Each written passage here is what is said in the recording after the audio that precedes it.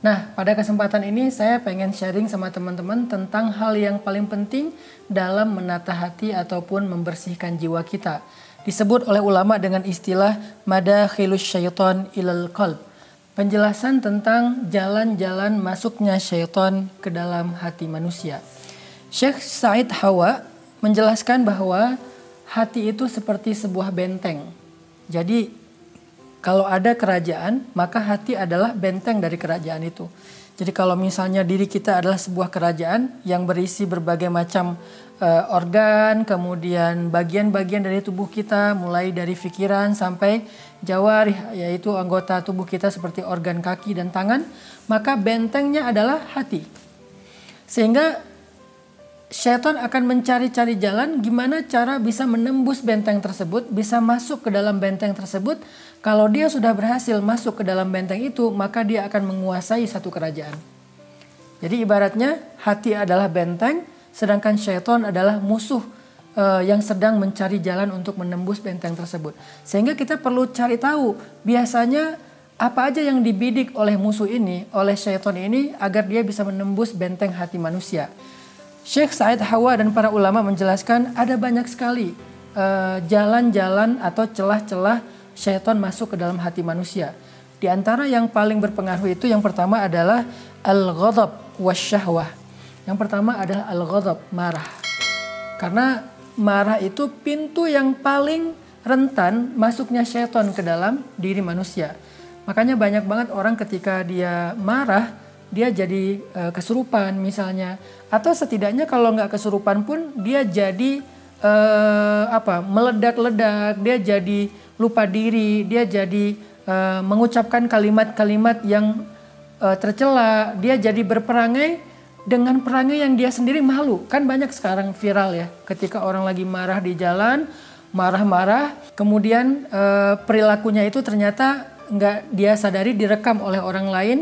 Karena sekarang zamannya sosial media dengan gadget, kerekam, pas dia nonton sendiri dia jadi malu gitu. Kan banyak dulu tuh, ada yang pas mudik dulu tuh ada yang marah-marah karena udah macet, terus ditutup jalannya, dia buka kaca mobil, dia keluarkan kalimat mencela, kalimat menghina, mengutuk. Pas dia ngelihat sendiri video dia ketika marah, dia ngerasa malu, akhirnya minta maaf. Ini gara-gara apa? Gara-gara marah membuka celah bagi syaitan untuk masuk ke dalam diri kita. Sehingga ketika syaitan udah masuk ke dalam diri seseorang, gak mungkin kecuali menggoda orang itu kepada dosa-dosa. Baik dengan perilaku, dengan ucapan, dengan banyak hal. Pintunya adalah marah. Sekarang malah marah ini lebih luas daripada sekedar, kalau dulu kan marah kayak emosi kemudian dia jadi membentak atau berbuat zalim. Kalau sekarang mungkin varian dari marah itu udah lebih luas. Ada orang yang sekarang ketika dia marah, dia mengekspresikannya dalam bentuk-bentuk yang mengerikan, termasuk menyakiti diri sendiri, menyakiti orang lain, yang kita kenal dengan istilah mental illness. Sekarang tuh banyak banget orang yang kena mental illness gara-gara dia marah, kecewa. Bisa jadi dia kecewa dan marah terhadap takdir, dia marah kepada Allah, dia marah kepada pasangan, dia marah kepada kondisi, dia marah kepada tetangga. Akhirnya ekspresinya mengerikan gitu. Kalau nggak menyakiti dirinya sendiri, dia menyakiti orang lain. Ini nih dahsyatnya setan ketika udah masuk ke dalam tubuh manusia melalui pintu marah. Itu yang paling mengerikan di antara semua celah-celah setan masuk ke dalam diri manusia. Makanya Nabi mengatakan ketika ditanya, ya Rasulullah beri saya nasihat, la taghdab, jangan marah. Apalagi ya Rasul, jangan marah. Apalagi ya Rasul, jangan marah. Nabi mengingatkan berkali-kali bahwa marah itu bahaya, marah itu bahaya. Bahkan karena marah seorang anak bisa menyakiti orang tuanya. Seorang anak gara-gara nggak dikasih uang untuk game online, akhirnya dia memukul ibunya. Seorang murid memukul gurunya gara-gara gadgetnya mungkin ditahan sama guru, akhirnya gurunya dikeroyok sampai meninggal dunia. Seorang tetangga hanya gara-gara masalah sepele, parkir mobil atau mungkin masalah anak, masalah hewan peliharaan dan seterusnya, akhirnya jadi ribut, bahkan ngeluarin pistol segala macam. Itu semuanya pintunya marah. Jadi di antara madakhilus syaitan fi qalbi ila qalbi mu'min atau ila qalbin nas, jalan masuknya syaitan ke dalam hati seseorang itu yang paling berbahaya adalah al-ghadab, marah. Marah ini bukan hanya amarah tetapi juga emosional yang tidak stabil. Kecewa bagian dari marah, kemudian membentak bagian dari marah, protes atau mempertanyakan sebuah ketentuan Allah dalam takdir hidupnya juga bentuk dari marah. Sehingga kalau kita nggak bisa mengendalikan marah kita, kemungkinan besar kita akan dikendalikan oleh syaitan. Pertanyaannya gimana cara mengendalikan marah? Yang paling gampang mengendalikan marah itu adalah dengan cara zikrullah, mengingat Allah. Kalau kita marah terhadap keadaan, kita ingat pasti ada hikmahnya. Allah nggak mungkin tega menyakiti saya. Kalau kita lagi marah karena kecewa kepada manusia, ingat Allah. Kita bisa kecewa sama manusia tapi nggak usah khawatir. Allah nggak bakal ngecewain kita. Jadi berharap aja sama Allah. Intinya jadikan zikir sebagai syifa, sebagai obat marah kita. Kalau kita nggak bisa mengendalikan marah, kata ulama, maka syaitan la'ibas syaitanu bihi kama yal'abus sabiyyu bil qurrah. Jadi syaitan akan mempermainkan kita seperti seorang anak kecil bermain-main dengan bola. Jadi kalau kita marah, setan masuk, maka syaitan akan mempermainkan kita, pikiran kita, perasaan kita, hati kita akan dipermainkan seperti anak kecil mempermainkan bola. Coba perhatikan gimana anak kecil main bola. Sekali dilempar, sekali diinjak, sekali gelinding dan seterusnya. Karena mudah sekali buat anak kecil mempermainkan bola yang ada di tangan mereka. Maka semudah itulah syaitan mempermainkan manusia karena marahnya.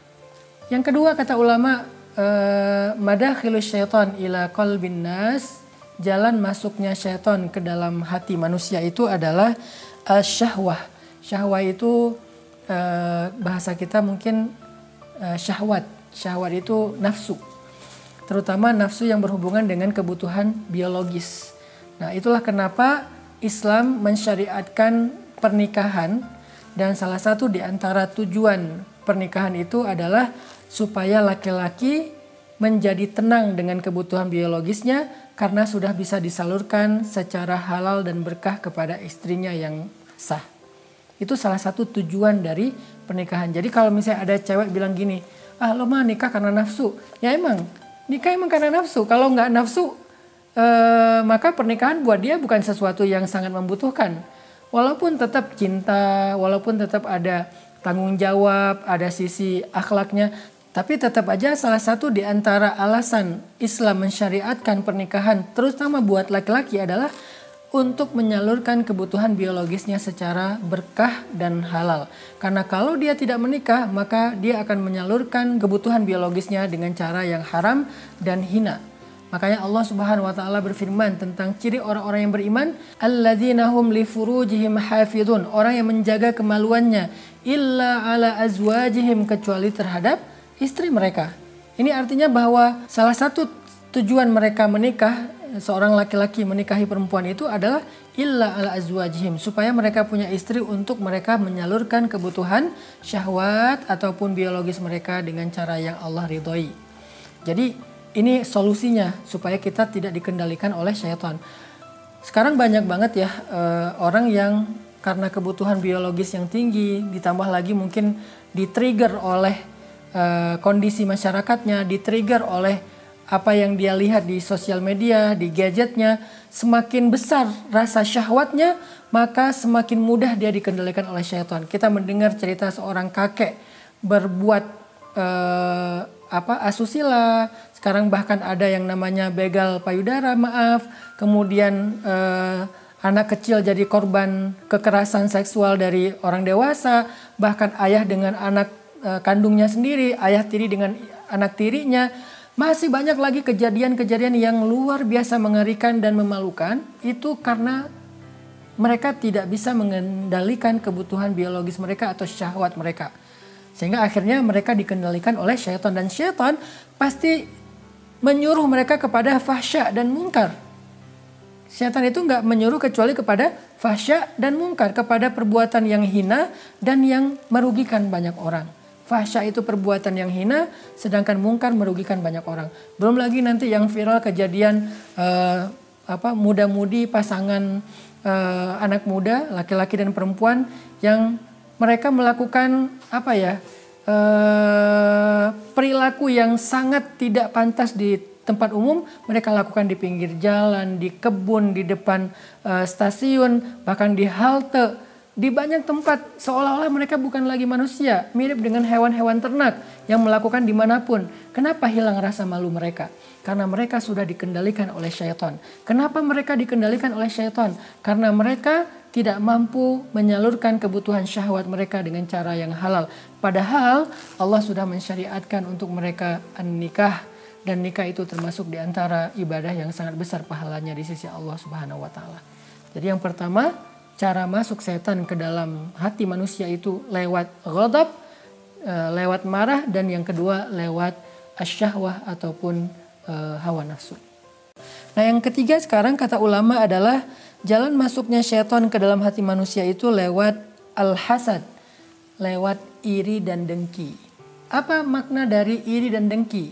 Iri itu artinya kita menginginkan atau mencintai sesuatu yang ada pada diri orang lain, sehingga kita melupakan kebaikan yang ada dalam diri kita atau dalam kehidupan kita. Ini namanya iri. Sedangkan dengki lebih parah daripada iri, di mana kita menginginkan dan mencintai sesuatu yang ada pada diri orang lain, lalu kita berharap orang itu kehilangan semua kebaikan-kebaikan yang kita inginkan dari dia. Misalnya ada orang yang sebutlah fisiknya ya, dia misalnya keren, cantik, ganteng, putih, sehingga kita merasa iri, pengen kayak dia, pengen cantik, pengen ganteng kayak dia. Lebih parah lagi kita dengki, pengennya dianya jadi jelek gitu. Siapa tahu kita berharap dia celaka, kena musibah sehingga dia jadi nggak keren lagi. Itu namanya dengki. Jadi iri dengki ini adalah sifat dasar manusia yang semua orang sebetulnya punya. Rasa iri itu punya. Tetapi ada yang kemudian dipupuk menjadi sesuatu yang penyakit besar kayak kanker gitu kalau di dalam fisik kita. Ada yang kemudian ditekan sehingga dia tidak terlalu dominan gitu. Nah, kalau kita membiarkan rasa iri ini dipupuk dengan cara apa? Dengan sering membicarakan tentang orang lain, dengan sering memperhatikan apa yang ada dalam kehidupan orang lain sampai lupa dengan diri kita sendiri, sampai ada muncul istilah rumput tetangga itu lebih baik, lebih hijau. Nah, kalau kita sering ngelihat keluar dan melupakan diri kita, berarti kita sedang memupuk rasa iri dan dengki, dan itu akan jadi celah masuknya syaitan. Sampai Nabi bersabda, keinginanmu terhadap sesuatu seringkali membuat engkau merasa buta dan tuli. Jadi keinginan kita terhadap sesuatu sering membutakan kita dan membuat kita tidak lagi mampu mendengar hal-hal yang baik atau nasihat-nasihat yang baik. Karena terlalu menginginkan, harison, terlalu pengen apa yang orang lain punya. Ada orang yang misalnya karena ngelihat postingan-postingan di sosial media ya, ada artis, sebutlah artis tuh jalan-jalan ke luar negeri atau memamerkan kendaraan yang mobil sportnya misalnya. Atau ada juga yang seleb menikah dan biaya pernikahannya, acara weddingnya menghabiskan dana sekian miliar misalnya. Terus kita yang menonton itu lewat gosip, lewat gadget yang viral di sosmed, tiba-tiba muncul rasa menginginkan. Kalau masih sedikit menginginkan, masih wajar karena itu sifat dasar manusia. Tapi kalau kita sering-sering nonton yang kayak gitu, lama-lama jadi kepengen banget kan. Akhirnya karena kita kepengen banget, masuklah syaitan, menggelapkan pikiran kita. Mulailah muncul niat-niat yang buruk. Apakah mencuri, apakah merampok, apakah menipu, apakah korupsi. Minimal menipu dalam perdagangan. Karena pengen cepat kaya, pengen bisa jalan-jalan ke luar negeri, akhirnya dia gak jujur lagi dalam usahanya, dalam dagang bisnisnya. Nah ini kenapa bisa sampai terjerumus kepada dosa? Gara-gara dia terlalu menginginkan apa yang sering dia lihat di sosial media. Kemudian keinginan yang kuat itu membuat dia menjadi iri atau bahkan dengki. Sehingga syaitan masuk ke dalam dirinya. Jadi al-hasad wal-hirs, rasa iri dengki dan terlalu menginginkan apa yang ada pada diri orang lain dengan cara sering menonton, menyaksikan, memperhatikan, kepo dengan orang lain sampai melupakan nikmat dalam kehidupan kita pribadi, itu adalah pintu masuknya syaitan ke dalam hati kita. Yang keempat, syaitan masuk ke dalam hati manusia itu lewat, nah ini kita nggak nyangka ya, lewat asyab'u minat ta'am, terlalu kenyang ketika makan. Sampai makan yang terlalu kenyang juga ternyata menjadi pintu masuknya syaitan. Dan ini relate banget dengan ibadah puasa kita. Kita ngerasain ya, ketika kita buka puasa itu rasanya kayak panik kan, segala macam pengen dimakan, segala macam pengen diminum, segala macam pengen dirasain. Sehingga ketika kita makannya terlalu kenyang saat berbuka puasa, akhirnya masuklah syaitan bersama makanan yang sangat banyak itu ke dalam perut kita. Lalu mempengaruhi kita. Menjadi apa? Satu kata ulama, menjadi gampang ngantuk dan lemah untuk beribadah. Makanya wajar ketika kita bulan puasa pengen banget taraweh, tapi seringnya absen. Kenapa? Udah kekenyangan pas berbuka, akhirnya taraweh gak kuat. Kalaupun taraweh kita paksain, gak khusyuk. Jadi kita taraweh sambil nguap-nguap, taraweh sambil merem-merem, taraweh sambil kayak orang yang mau jatuh. Kemudian imam lagi baca apa kita nggak sadar dia baca surat apa, bahkan kita juga nggak tahu udah rakaat keberapa. Kenapa nggak bisa kuat beribadah? Karena tadi syaitan sudah menguasai kita lewat kenyang yang berlebihan.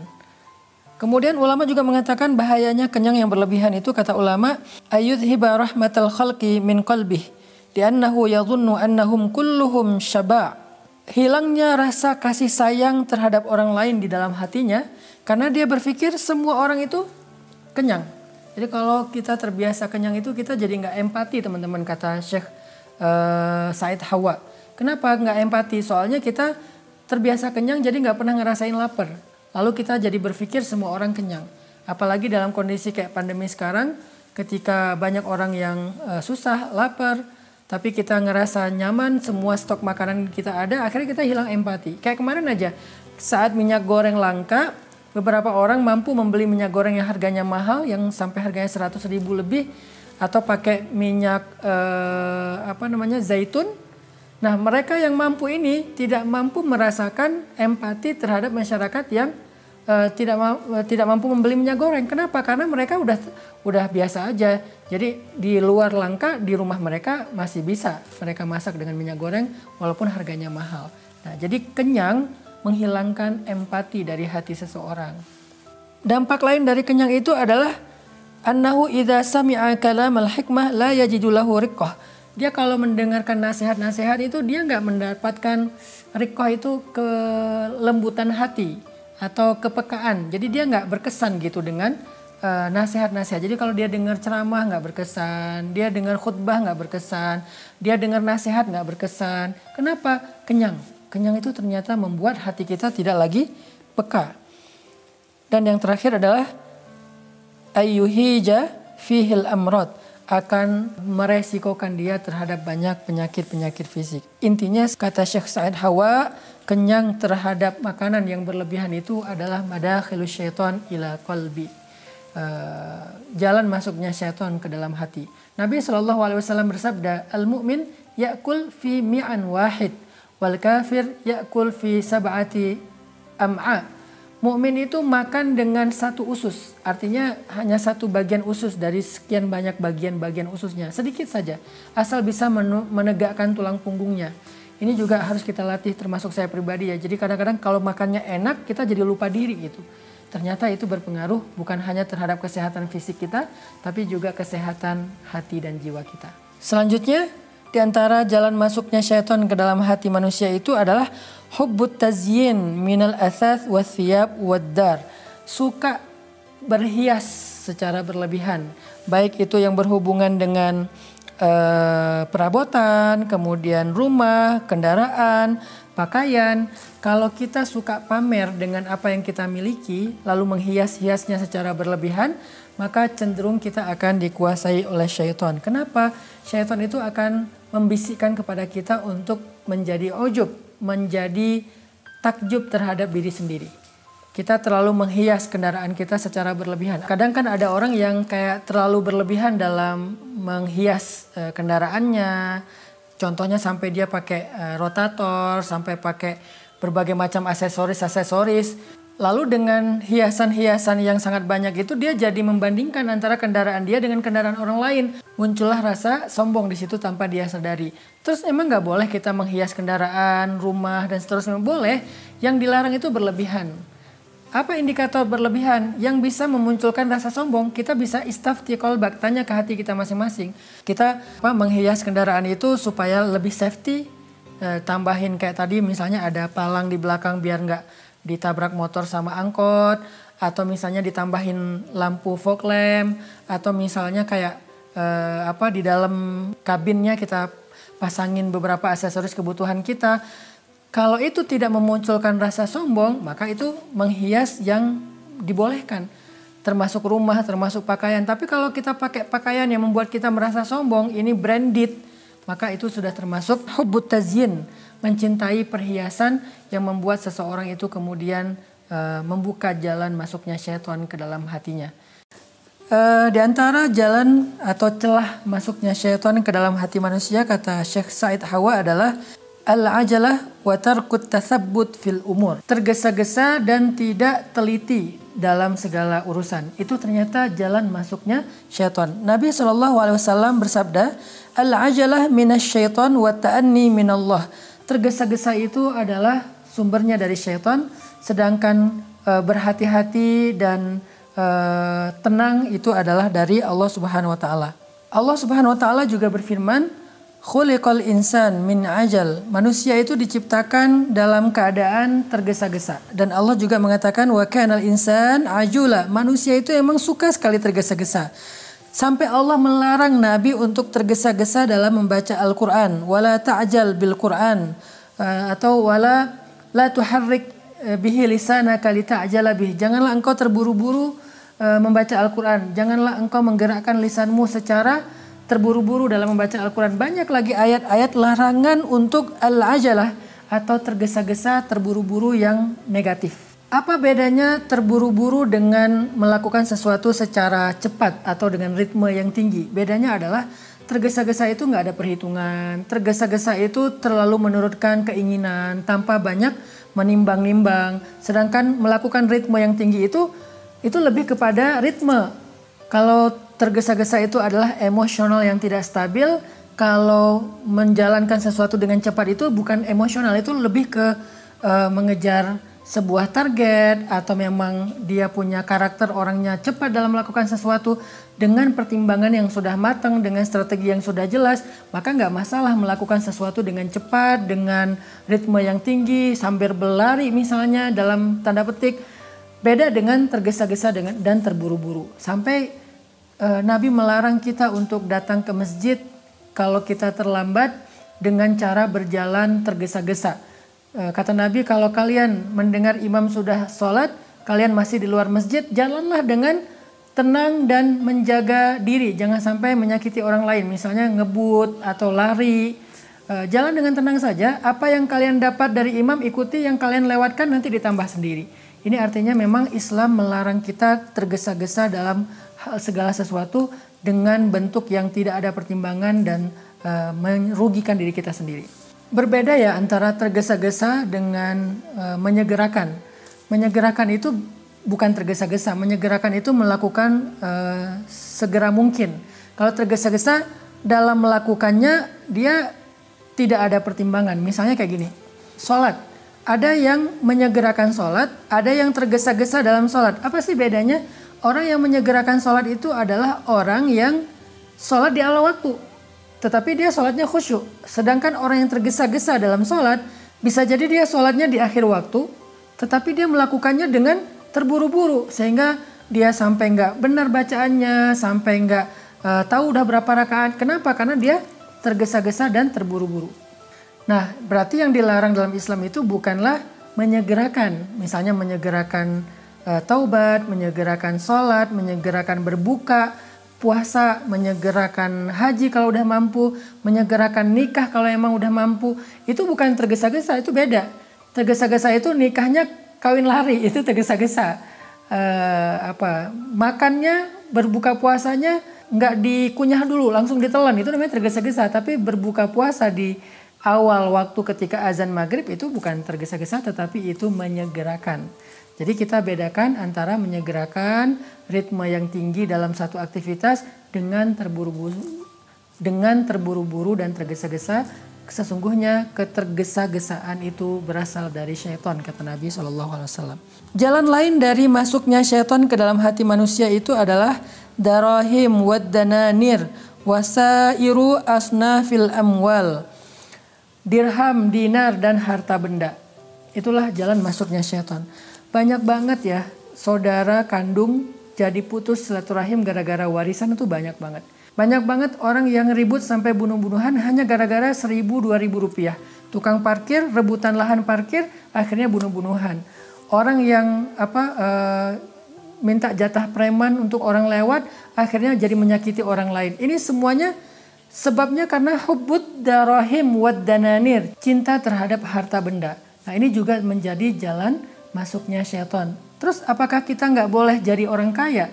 Apakah kita nggak boleh ngumpulin harta? Apakah kita nggak boleh mencari uang? Boleh. Yang dilarang itu mencintainya. Terus kalau kita mendapatkan semua itu, diletakkannya di mana? Letakkanlah harta duniawi di tangan kita, jangan di dalam hati kita.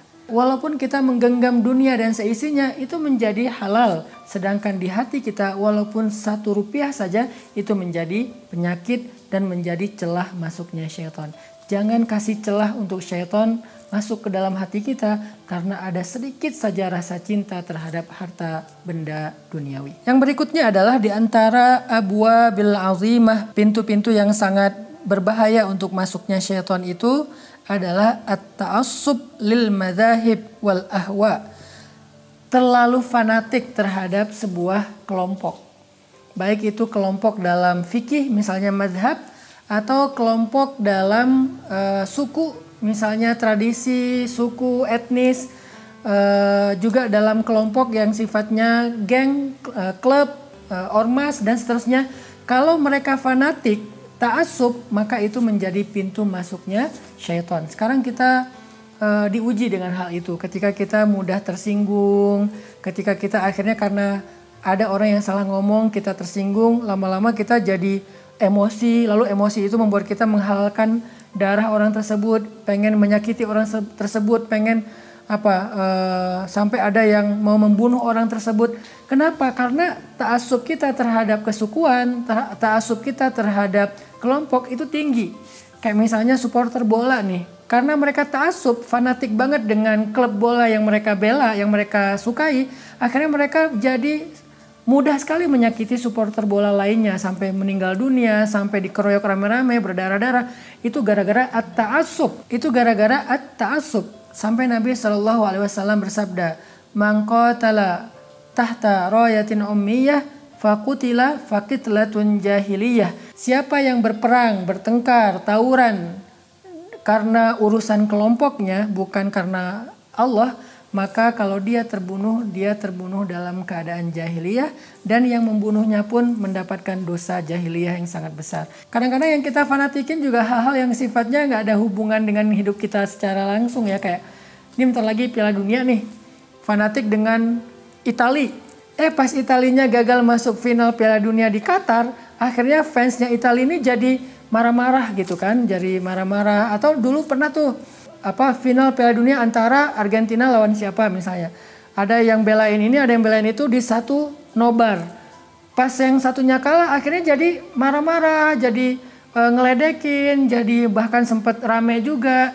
Itu gara-gara terlalu ta'assub. Udahlah, kita kalau mau fanatiklah kepada kebenaran dalam makna yang positif ya.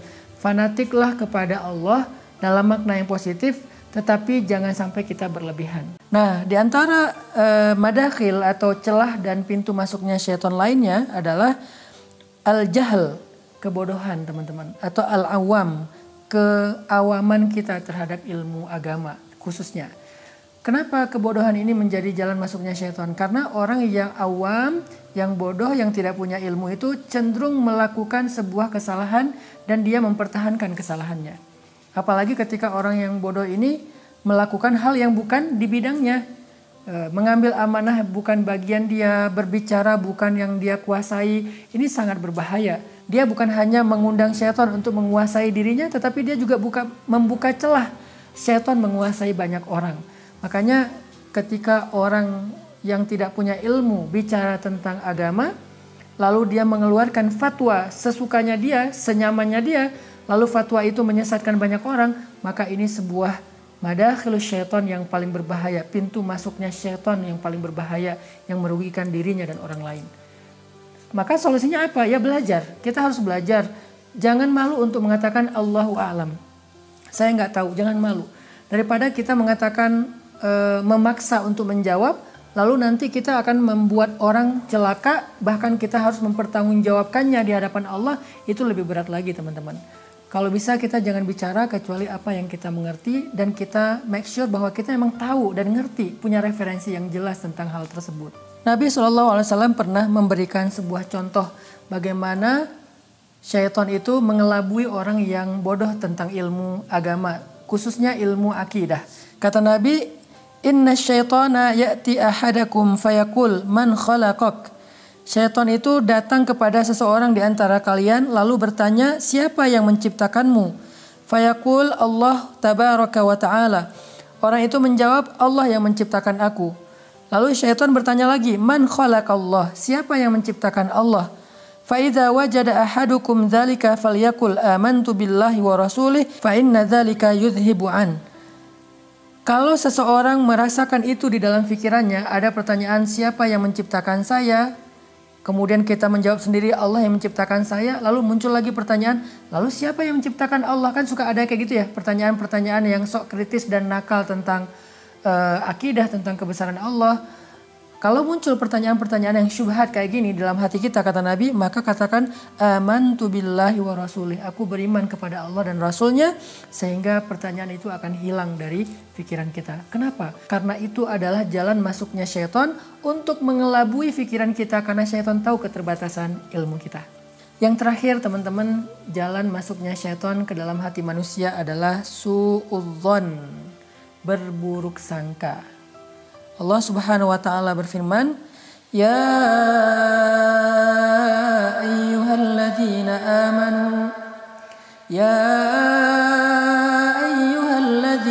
amanu ijtanibu katsiran minadh-dhann inna ba'dadh-dhanni itsm."